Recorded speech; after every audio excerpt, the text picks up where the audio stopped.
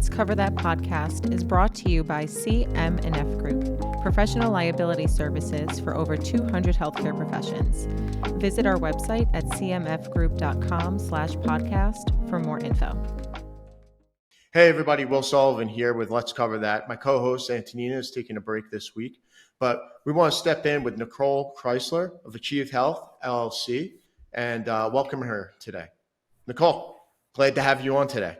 Aloha. Thank you so much. I'm so happy to be here. Thank you. Yeah, so Nicole, why don't you just kind of walk through, you just kind of reference it there. You're based out of Hawaii. Why don't you talk about yourself and your 20 years plus of experience and walk us through where you're at now with Achieve Health. Thank you, Will. Yeah, I am a physician assistant. I graduated from the University of Washington way back in 2002. Primarily worked in family medicine and also had internal medicine, some hormone therapy, and then mostly weight loss. So I really enjoy treating patients for weight management, and that's become my focus after 21 years now. So what, kind of coming from the family practice realm and then kind of stepping into the weight loss, and what kind of really triggered you to decide to shift and focus on that specialty particularly? It was an obvious choice for me.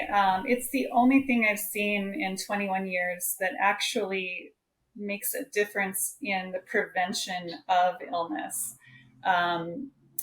Diet, exercise, and decreasing obesity prevents, of course, diabetes, hypertension, hyperlipidemia, metabolic syndrome, hormonal issues, infertility, joint pain. So to be able to prevent all of those medical issues with one thing is amazing to me, and so rewarding to see patients who follow through and change their lives. That's amazing. And so when you're doing this work, you're based out of Hawaii, but in kind of in the rollout through COVID, how did that kind of shift your focus geographically, and even there has to be an impact there from a licensure standpoint too. Why don't you walk us through, where are you reaching out to geographically? How's that work? I actually started telemedicine pre-COVID, before it was cool. I had a family medicine clinic that I owned myself in Idaho and moved to Hawaii. And it was the only way I could continue to see my patients from Hawaii. And so I did that for 3 years. I would see patients from here and continue their care. And it worked wonderfully, and I loved it. If the patients, can figure out the technology and get on, it really is wonderful. And especially, mothers who have kids at home or were unable to get out of their house due to snow or illness itself. When you're sick, you don't want to leave home. So that's how it kind of started. And then basically, moved into weight loss because I wanted to narrow down my focus and really work with people on prevention of illness in the future. One of the things from for weight loss, and I think everybody speaks about this from personal experience, is just how do you track that from a measurable standpoint when you're interacting with these clients and patients? Like how's that? How do you get people, especially pre-COVID, you get the buy-in from the telehealth standpoint?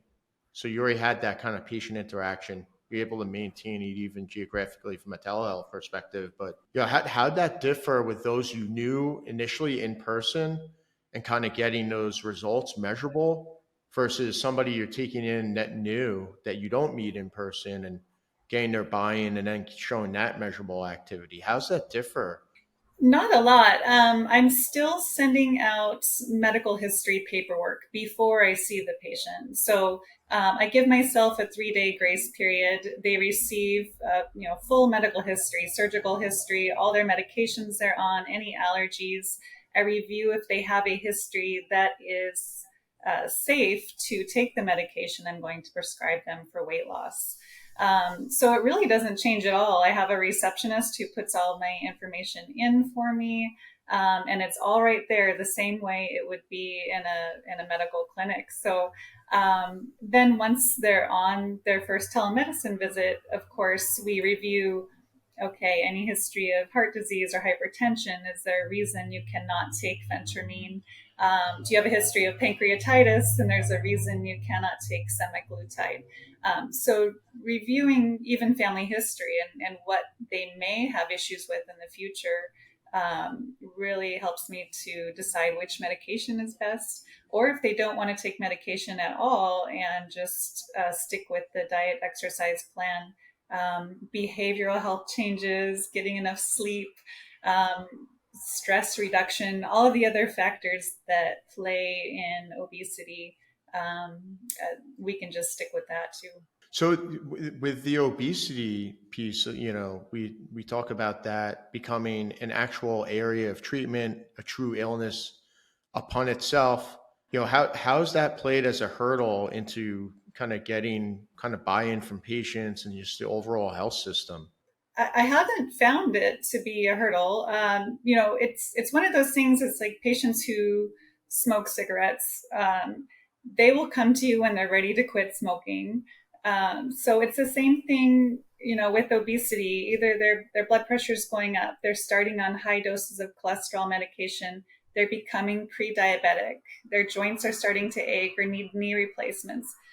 So it's one of those things that when someone is ready, yeah, and enough is enough, then they come, and that is the rewarding part, is getting to see that change. But yeah, as far as a hurdle, it hasn't been. There's the occasional patient who's difficult to get online, right? Or I'll have to call and we'll work through the telemedicine part. But for the most part, people really appreciate the fact that they don't have to get in their car and drive and sit in traffic and wait in the waiting room.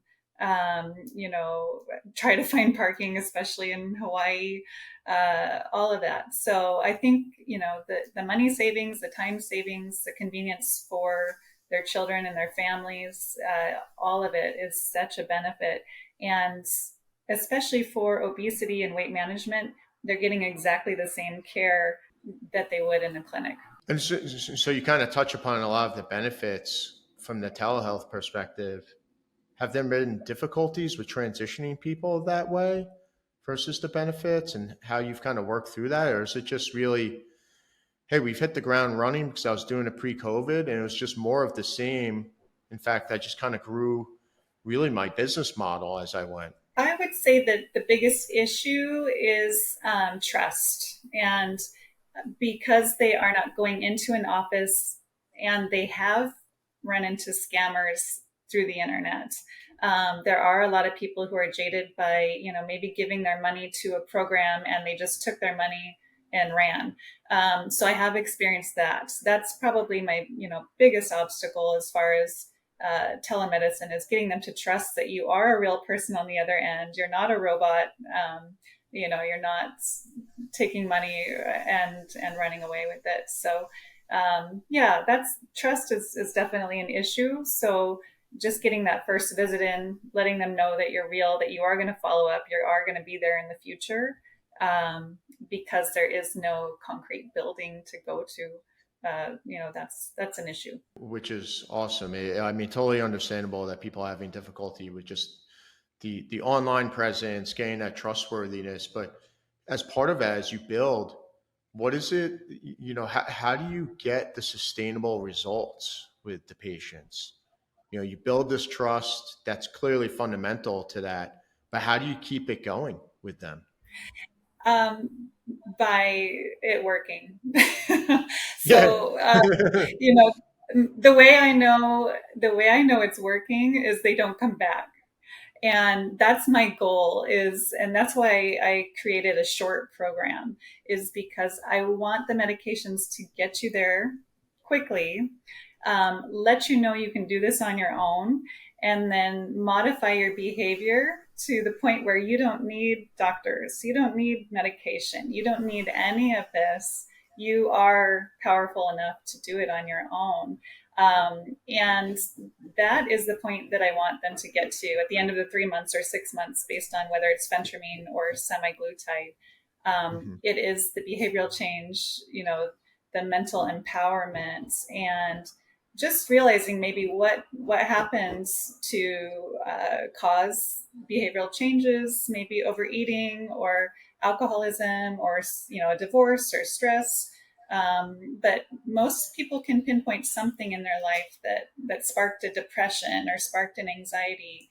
And so getting to that level of change is what keeps my patients from coming back. And the medication is just a tool. It just gets them there faster. But really, the change is, in them. And so that's how I monitor is if a patient comes back, it's very rare, and I didn't do my job.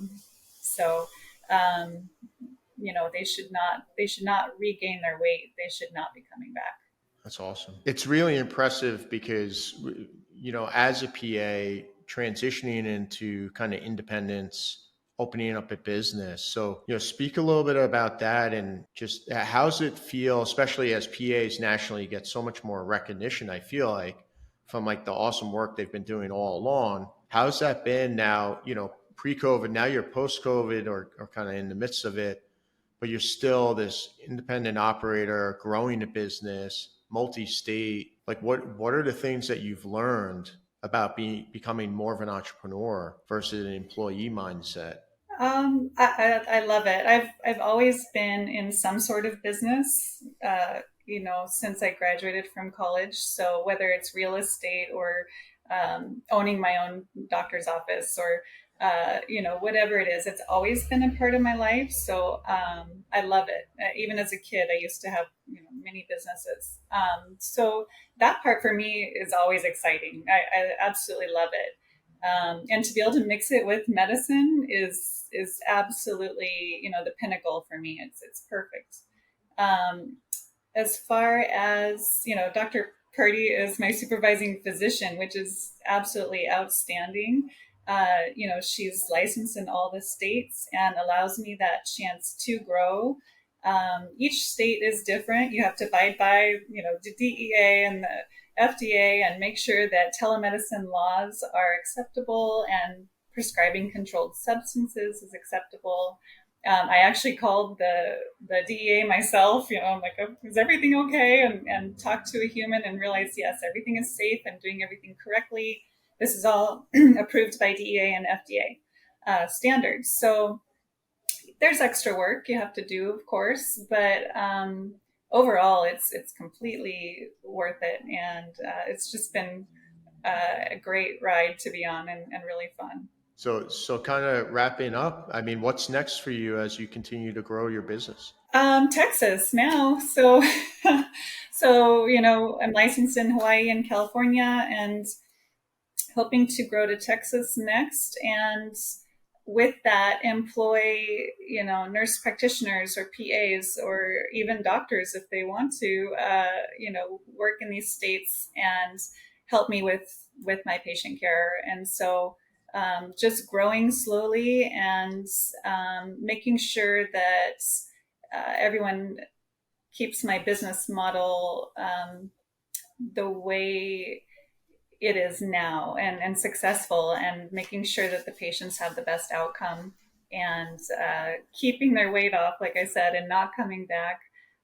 That's the main thing, is making sure all the providers share the same love and joy for changing people's lives. It's amazing. But you really are a credit to what people like to say, like a force for good, and the work you're doing out there, changing people's lives one at a time, but then making it a very scalable business as you add on new capabilities with the new licensure and with your supervising physician. It's amazing. So, any nurse practitioner, PA, physician would be really privileged to work with you in Achieve Health. Just thank you so much for coming on.